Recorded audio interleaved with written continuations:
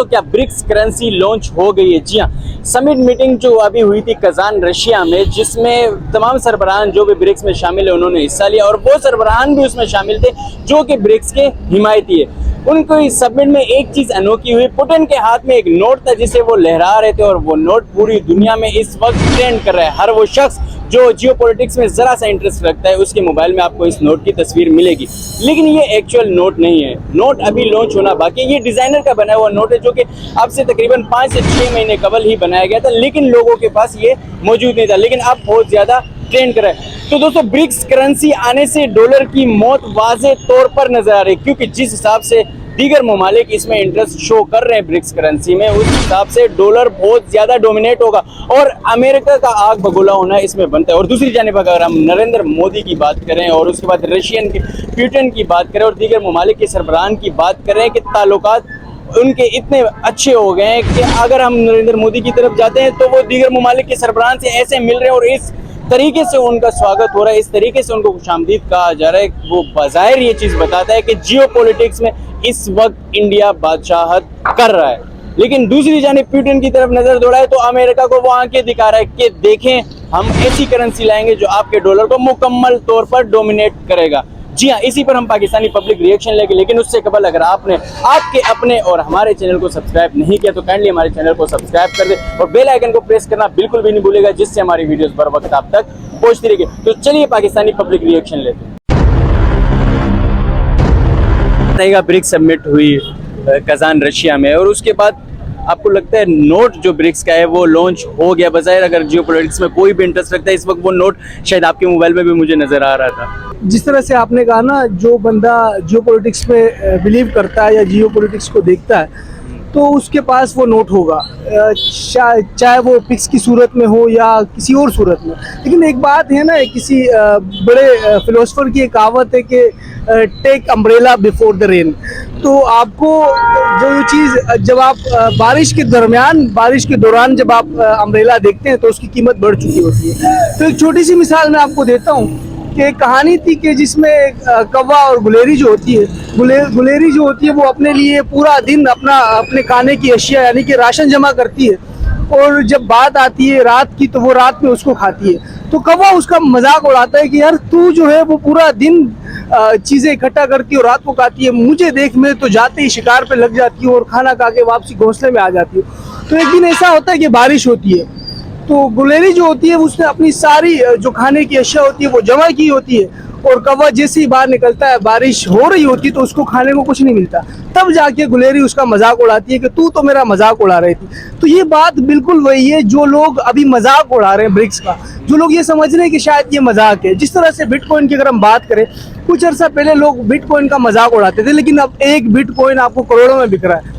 अब जो लोग जियोपॉलिटिक्स का मजाक उड़ा रहे हैं कि ब्रिक्स आ रहा है और इसमें क्या होगा, कुछ नहीं होने वाला, दुनिया कुछ भी नहीं कर सकती ब्रिक्स डॉलर्स का, तो वो लोग ये समझें कि भाई जो करेंसी आती है, यानी कि अब तो ये 5 कंट्रीज है, आने वाले वक्त में सब देखेंगे कि यार ये करेंसी डॉलर को डोमिनेट कर रही है। जब ये डॉलर को डोमिनेट करना स्टार्ट करेगी तब लोग कहेंगे कि वक्त तो चला गया, वक्त हाथ से निकल गया, उस टाइम हमारे पास मौका होता तो हम खरीद लेते और आज ये डॉलर्स में बिक रहा है। तो ये चीज़ अब जो लोग हैं, अब लोगों को सोचना चाहिए इस बारे में कि यार एक चीज़ आ रही है तो इसे खरीदें या इसे प्रमोट करें, या फिर दूसरी तरफ अगर हम देखें जो चीज़ नहीं आ रही है, मतलब डॉलर को डोमिनेट करना स्टार्ट कर रही है, यानी कि एक पुतिन के हाथ में जब वो नोट दिखा तो पूरी मीडिया यानी कि पूरी दुनिया में जो लोग जियोपॉलिटिक्स को पर नज़र रखते हैं उनको ये चीज़ पता चल गई कि भाई ये जो ब्रिक्स का नोट है ये आने वाले वक्त में डॉलर के लिए खतरा है। तो ये चीज़ें अब लोग इसमें इन्वेस्ट भी करेंगे आने वाले वक्त। ये जो अभी पुतिन ने दिखाया है वो तो एक डेमो है, यानी कि एक डिज़ाइनर का बनाया हुआ वैसे एक डेमो था। आने वाले वक्त में ये जिस तरह से कहा जा रहा है कि डिजिटल नोट या फिर जिस तरह से बाकी नोट्स होते हैं उसमें भी आ सकता है। तो जैसे आपने कहा, अब अगर हम एक्सपर्ट्स की राय ले इसमें, तो एक्सपर्ट कह रहे हैं, कुछ अरसा पहले कह रहे थे कि 19 डॉलर का एक ब्रिक्स हो सकता है, लेकिन अब तकरीबन 170 या अबव 200 डॉलर्स का एक ब्रिक्स है। और दूसरी बात जो हम देखते हैं, इनमें जो ममालिक शामिल है जैसे कि इंडिया हो गया, चाइना हो गया, रशिया हो गया, साउथ अफ्रीका हो गया और फिर उसके बाद ब्राजील हो गया, इनकी इकोनॉमी तकरीबन, इसमें चाइना और इंडिया तो टॉप पर, आप टॉप ऑफ द लिस्ट ले सकते हैं इनको, इनकी इकोनॉमी पहले से इतनी बेहतर है। तो आपको लगता है ब्रिक्स आने के बाद इनकी इकोनॉमी पे और क्या असरात पड़ेंगे और क्या पॉजिटिव इंपैक्ट पड़ेगा? ठीक है, जिस तरह से आपने कहा ना इनकी इकोनॉमी पहले से स्टेबल है। तो जब आने वाले वक्त में जब इनके पास स्टेबिलिटी होगी तो ये ज़्यादा नोट रख पाएंगे। अगर ये अपनी नेशनल जो इनका करेंसी होगी और इसको कन्वर्ट भी करते हैं ब्रिक्स में, तो इनके पास काफ़ी तादाद में नोट्स आ जाएंगे। और अगर पाकिस्तान ने जिस तरह से अप्लाई किया है, बाकी अरब कंट्रीज़ ने अप्लाई किया है, तो ये वो कंट्रीज़ है जो अप्लाई कर रहे हैं। यानी कि 5 साल पहले अगर हम देखें तो इसको कोई इतना सीरियस नहीं ले पा रहा था, लेकिन अब जिस तरह से प्यूटन मुझे लगता है काफ़ी हद तक अपने वो उस मिशन में कामयाब होते हुए दिखाई दे रहे हैं। जिस तरह से उन्होंने कहा था कि उन्हें वेस्ट को शिकस्त देनी है किसी भी सूरत में हो, तो ये उनका सबसे बड़ा एक मिशन हो सकता है। जिस तरह से उन्होंने अभी स्टार्ट किया ब्रिक्स की सूरत में, तो मुझे सबसे बड़ा ये लग रहा है कि ये डॉलर को डोमिनेट करेगा और डॉलर जो अब पूरी दुनिया में राज कर रहा है उसको ये तोड़ होगा आने वाले वक्त में। तो आपको लगता है ये बजाय ब्रिक्स का आना डॉलर की मौत है? जैसे हम दीगर ममालिक की बात करते हैं, यूरोप में जैसे यूरो चलता था, फिर उसके बाद आपको लगता है कि आम तौर पर इंडिया और जो ममालिक इसमें शामिल है, जैसे दूसरे ममालिक भी जो इसमें काफ़ी ज़्यादा इंटरेस्ट शो कर रहे हैं, इसमें पाकिस्तान का भी नाम है। पाकिस्तानी प्राइम मिनिस्टर शहबाज शरीफ ने भी प्यूटन से रिक्वेस्ट की कि हमें भी इस समिट का हिस्सा बनाए, ब्रिक्स का हिस्सा बनाए, तो दीगर ममालिक भी इसमें इंटरेस्ट ले रहे हैं। तो आपको लगता है जैसे उनकी अपनी करेंसी है, मुल्क की चल रही है, तो आने वाले दौर में हम देखते हैं कि पाकिस्तान, इंडिया और जितने भी ममालिक है जो इसमें हिस्सा ले रहे हैं, इनके मुल्क में भी इसी करेंसी में आम जैसे खरीदो फरोख्त होती है वो भी होगी और इंटरनेशनल ट्रेडिंग भी इसी में होगी जैसे इंपोर्ट एक्सपोर्ट।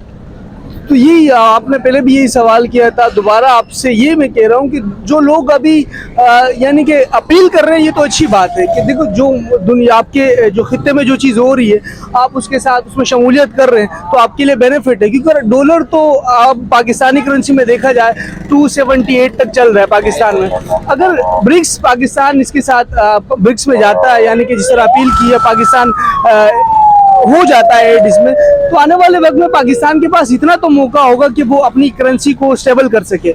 अगर पाकिस्तान के पास पैसे हैं अपने नोट में, अगर ब्रिक्स को वो खरीदता है या अपनी इस ब्रिक्स को अपनी नेशनल करेंसी बनाता है, तो आने वाले वक्त में पाकिस्तान के लिए काफ़ी आसान होगा। बाकी जो कंट्रीज जिस तरह से आपने इंडिया की बात की वो स्टेबल है, उनके लिए तो कोई मसला नहीं है। उनके लिए तो वो कहते हैं ना जो पहाड़ पे चढ़ गया वो तो नीचे देखेगा, उसको तो कुछ यानी कि नज़र ही नहीं आएगा। जिस तरह से पाकिस्तान है उसे अभी पहाड़ पे चढ़ना है, अगर वो पहाड़ पे चढ़ेगा अब उसके पास मौका है। वो कहते हैं ना डॉलर तो आप इतना नहीं ला सकते, लेकिन अब ब्रिक्स की जो है ना वो स्टार्ट है। जिस तरह से बिटकॉइन की अगर हम बात करें, स्टार्ट में तो वो पैसों में मिलता था, फिर रुपयों में चला गया, फिर 100 में चला गया, फिर हज़ारों में चला गया, अब करोड़ों पे यानी कि लाखों करोड़ों की बात हो रही है। तो जिस तरह वक्त गुजरता जाता है, वो छतरी की मैंने आपको मिसाल दी, बारिश वाली मिसाल दी, तो ये चीज़ें आहिस्ता आहिस्ता इसके रेट जो होंगे वो आसमान छू लेंगे। As a Pakistani we are hoping for the best, के पाकिस्तान के लिए जो अच्छा हो हमारे प्राइम मिनिस्टर वो करे। तो नाज़रीन, ये थे पाकिस्तानी पब्लिक रिएक्शंस जो हमने आप तक पहुंचाए ब्रिक्स करेंसी के हवाले से और उसके बाद जियो पॉलिटिक्स के हवाले से। तो नाज़रीन, इस पर आप अपनी क्या राय रखते हैं कमेंट करके हमें ज़रूर बताइएगा। तो इसी के साथ मैं अपनी वीडियो एंड करता चलूँ, लेकिन उससे कबल अगर आपने हमारे चैनल को सब्सक्राइब नहीं किया तो काइंडली हमारे चैनल को सब्सक्राइब कर दें और बेल आइकन को प्रेस करना बिल्कुल भी नहीं भूलिएगा, जिससे हमारी वीडियोज़ पर वक्त आप तक पहुँचती रहेगी। तो इसी के साथ मुझे दीजिए इजाज़त। अल्लाह हाफिज़, अल्लाह नहीं।